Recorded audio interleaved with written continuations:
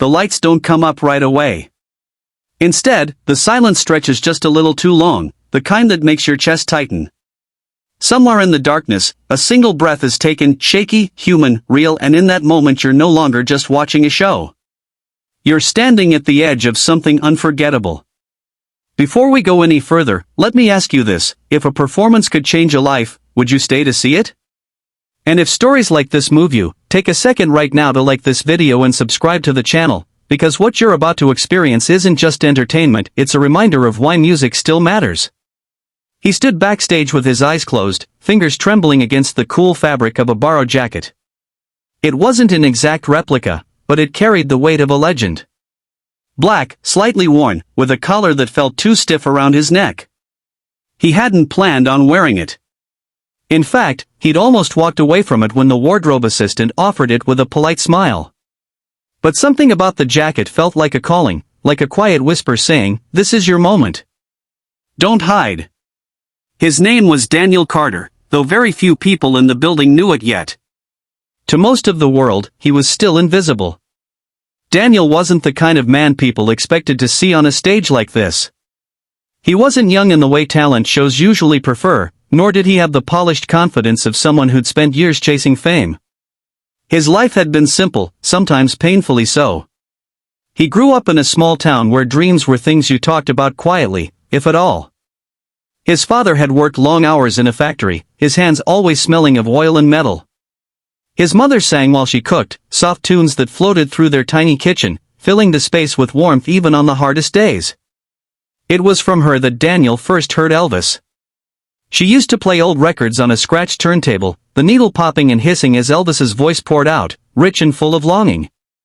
Daniel remembered sitting on the floor, leaning against the cabinet, feeling something stir inside him that he couldn't name. It wasn't just the music, it was the emotion, the vulnerability, the way Elvis sounded like he was carrying the weight of the world and singing anyway. Those moments with his mother were sacred. And then, one winter morning, they were gone. Loss has a way of silencing people. After his mother passed away, the house felt too quiet, every corner echoing with memories. Daniel stopped singing. Not because he couldn't, but because it hurt too much. Life moved on in practical ways. School, then work, then responsibilities stacking up one by one. Dreams were packed away like old records in a dusty box, brought out only on rare nights when he was alone and brave enough to remember who he once wanted to be. Years later, standing backstage at America's Got Talent, those memories rushed back with a force that almost knocked him over. He wasn't there to become famous. He wasn't there for the judges or the cameras or the applause. He was there because one night, after a long shift and an even longer silence, he'd found that old box. Inside were his mother's records, including Elvis. He played one, then another, and before he knew it, he was singing along, tears streaming down his face, voice cracking but alive. In that moment, he realized something simple and terrifying: he had spent years surviving, but not living. The producer called his name. Daniel opened his eyes and stepped forward. The stage lights were blinding, the audience a sea of faces he couldn't quite focus on. The judges looked up, curious but neutral, the way they do when they've seen thousands of hopefuls come and go. He introduced himself softly, his voice steady but quiet. When asked why he chose Elvis, he paused. The truth sat heavy in his chest. "Because his music reminds me that it's okay to feel," he said. That was all. The first note changed everything. It wasn't loud. It wasn't flashy. It was honest. Daniel's voice carried a rawness that cut straight through the room, as if every word was being pulled from somewhere deep inside him. He wasn't impersonating Elvis, he was channeling the emotion behind the legend. Each lyric felt lived in, like a confession whispered to thousands of strangers who suddenly leaned forward in their seats. As the song built, so did the energy. The audience fell silent, then slowly, almost unconsciously, began to sway. One judge's eyes softened. Another leaned back, hands clasped, as if afraid to break the moment. Daniel sang like a man who had lost and loved and survived, like someone who knew what it meant to be broken and still stand tall. By the time he reached the final chorus, his voice cracked, not from weakness, but from truth. When the last note faded, there was a heartbeat of stillness. Then the room exploded. Applause thundered from every direction, people rising to their feet, some wiping tears they hadn't expected to shed. Daniel stood frozen, stunned by the sound, overwhelmed by the realization that his voice, his pain, had reached them. He bowed his head, breathing hard, as if he'd just run a marathon. The judges spoke, but their words almost didn't matter. Praise, admiration, astonishment, it all blended together. What mattered was the look on Daniel's face when he realized he'd been seen. Truly seen. Not as a contestant, not as a novelty, but as a human being who had something to say. When the final yes was given, he nodded slowly, eyes shining, as if accepting something he'd denied himself for years. Backstage, he sat alone for a moment, hands shaking again, but this time from joy. He thought of his mother, of that tiny kitchen and the old turntable.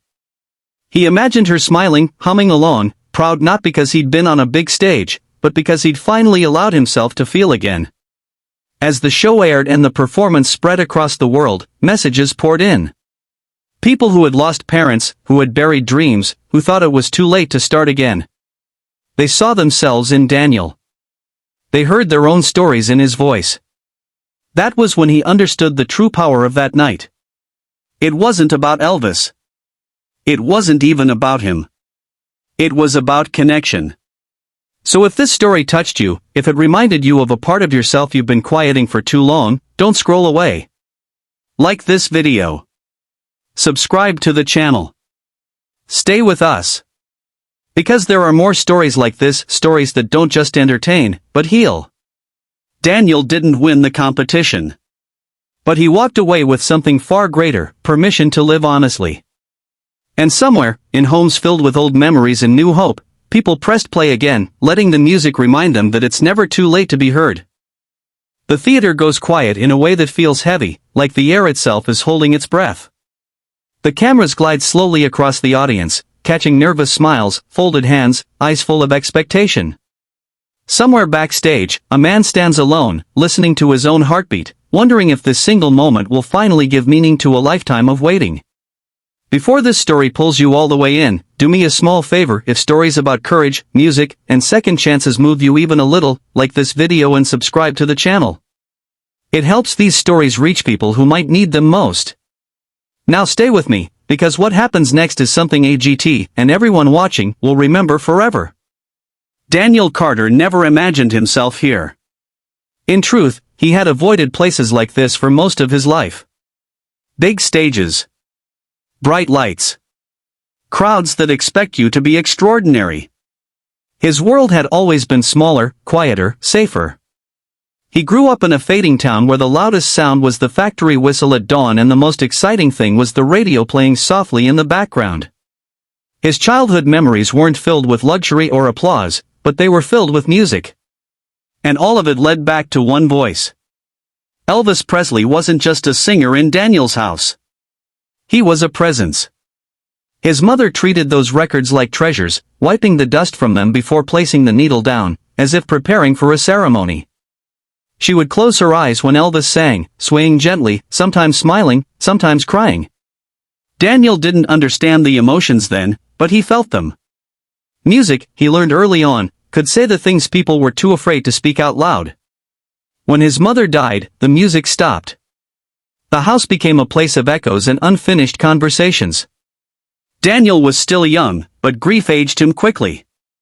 His father withdrew into silence, and Daniel learned to be practical instead of emotional.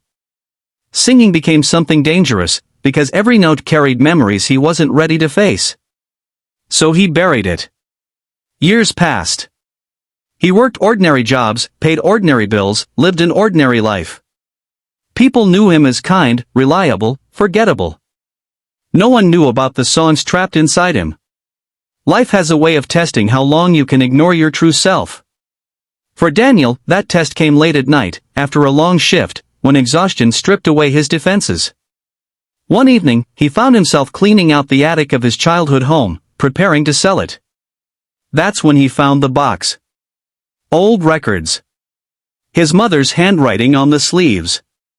Elvis, staring back at him with that familiar intensity.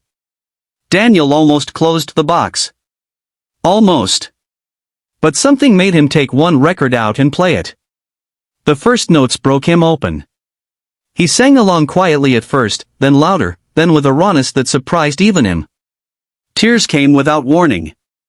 For the first time in years, he didn't push them away. In that moment, he realized that music hadn't abandoned him, he had abandoned it. And suddenly, the idea of America's Got Talent didn't seem so ridiculous anymore. It seemed terrifying. Necessary. Like a door he had to walk through, no matter how scared he was.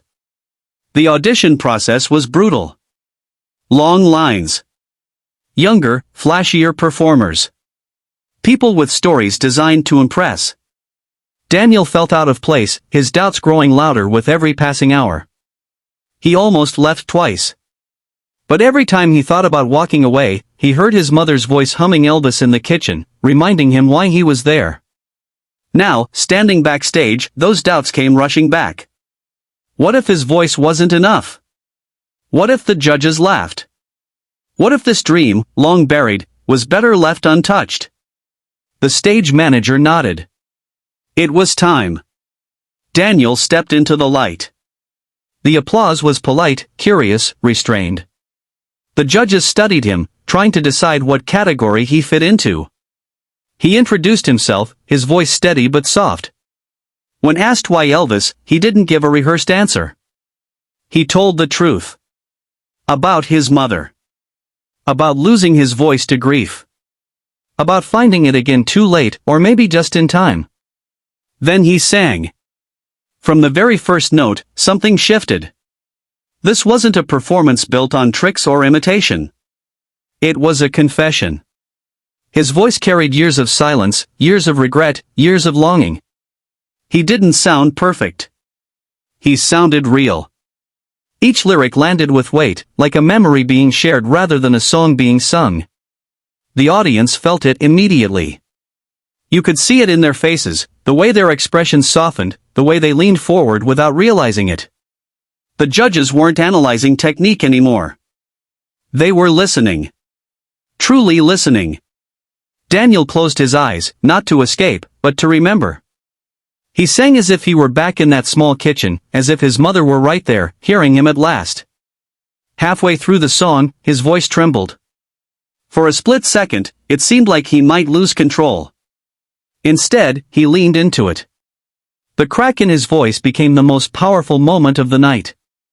Because everyone in that room recognized it. That sound of holding on when you're about to fall apart. When the final note faded, the silence returned, but this time it was different. It wasn't heavy. It was reverent. Then the applause came, louder than before, rolling through the theater like a wave. People stood. Some cried openly. Daniel stood frozen, overwhelmed, hands shaking, heart pounding. He hadn't just sung a song. He had shared his soul. The judges' reactions were emotional. One spoke about authenticity. Another about courage. A third admitted they had forgotten they were judging a competition at all. When the yes votes came, they felt almost secondary.